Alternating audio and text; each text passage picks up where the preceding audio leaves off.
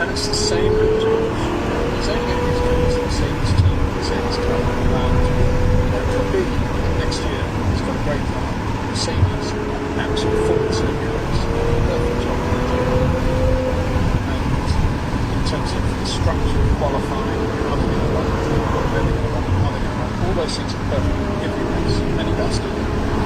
But the record is shows that actually Mercedes is just about as excellent a brand as McLaren when it comes to strategy calls, making a mess of things. I mean, I don't think they're going to make as big a mess of the driver priority situation as McLaren knows, because it's George and Antonelli, and that's a very, very good combination. It's exactly what I always go on about. If you've got a George, you don't need a Lewis. You need an Antonelli, and that's now finally the penny's dropped, and that's what they've got. Or if you've got a Lewis, you want an Antonelli. You don't want a George, just to make that point. And if you've got a Lando, you don't need an Oscar. You need a Daniel Ricciardo. They got an Oscar, and as a result, it's cost Lando 37 points in the championship. None of it is full. And so it goes on. It's just a quick. I think obviously George is in a much better position than Lando next year to do well in the championship.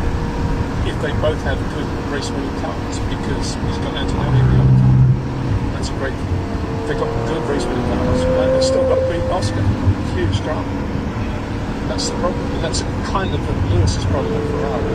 Though he won't see it as a problem because he's just going to enjoy driving for Ferrari and being there.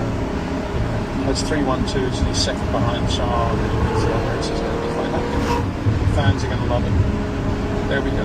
So, yeah, Mercedes finally have done the right thing and given themselves a decent driver lineup in terms of being able to focus on a really fast, good racing driver, George Russell. McLaren haven't done that, and it's going to be worse next year because Oscar's going to be even quicker and better and wiser and stronger, and Lando's going to be good. He may improve in a couple of areas. I don't think he will because he's the sort of driver that has kind of got to his plateau of what he knows he can do in the car, and I think he'll be. He will definitely have a problem with Oscar next year, no doubt about that.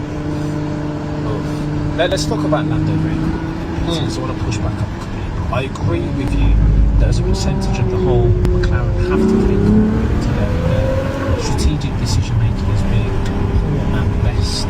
Hungary was a mistake. Monza in the way that they conducted with their drivers was an absolute mistake. Lando, can even community what you're saying. Lando should have won Baku as well. He certainly should have been second in Baku, and he could have beaten.